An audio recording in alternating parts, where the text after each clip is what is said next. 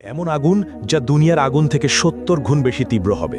মানুষ তাতে জ্বলে পুড়ে যন্ত্রণায় ছটফট করবে, কিন্তু মৃত্যু ঘটবে না। সেখানে এমন ভয়ঙ্কর ঠান্ডা থাকবে যে মানুষ বরফের মতো জমে যাবে। সেখানে খাবার হিসেবে দেওয়া হবে কাঁটাযুক্ত বিষাক্ত জাক্কুম ফল, যা খেয়ে মানুষ যন্ত্রণায় ছটফট করবে।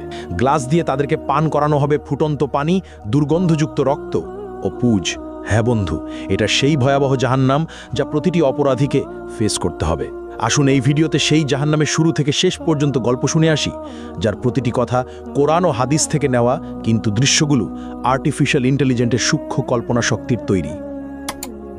ইসরাফিল আলাইহিসসালাম প্রথমবারের মতো একটা দীর্ঘ গভীর শ্বাস নিলেন। তারপর ঠোঁট ছুঁয়ে দিলেন শিঙায়। অতল গহ্বর থেকে উঠে এলো শিঙার শব্দ, ভয়াবহ হাড় কাঁপানো শব্দ। প্রথমে তাতে কেঁপে উঠল মক্কা আল মুকাররামা, তারপর সেই ঢেউ ছড়িয়ে পড়ল মদিনা আল মুনাওয়ারাতে, আবৃত করল মসজিদে নববীর প্রতিটি ইট, প্রতিটি স্তম্ভ। কাঁপল ইস্তাম্বুল, দুলে উঠল ঐতিহাসিক আয়া সোফিয়া। লন্ডনে থেমে গেল বিগ বেনের সময়।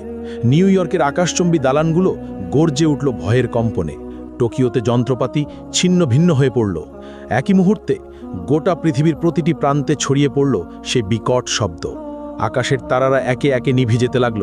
সেই দীপ্তিমান সূর্য ডুবে গেল অদৃশ্য অন্ধকারে, আর চাঁদ ভেঙে টুকরো টুকরো হয়ে গেল আকাশের বুকে। মুহূর্তেই সমগ্র মহাবিশ্ব এক বিশাল কবরস্থানে রূপ নিল। নেমে এলো নীরব নিস্তব্ধতা।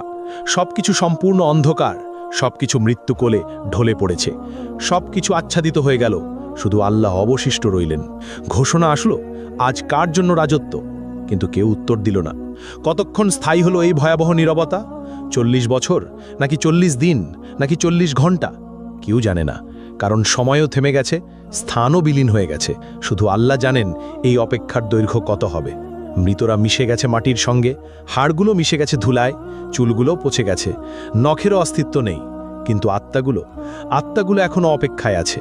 বারজাকের জগতে তারা অপেক্ষা করছে, কারোর জন্য কবরের শাস্তি, কারোর জন্য কবরের নেয়ামত।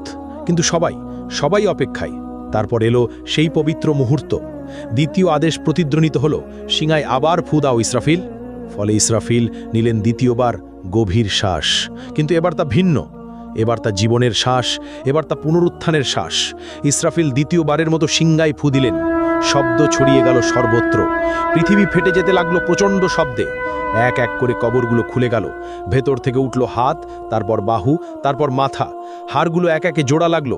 মাংস জুড়ে গেল হাড়ের সঙ্গে, চুল গজিয়ে উঠল মাথায়, চোখ বসে গেল চোখের কোটরে। প্রতিটি মানুষ দাঁড়িয়ে গেল একে একে, ধুলো মাটিতে ঢাকা, অবাক, নগ্ন, ভীত আর কাঁপছে। তারা জিজ্ঞেস করল,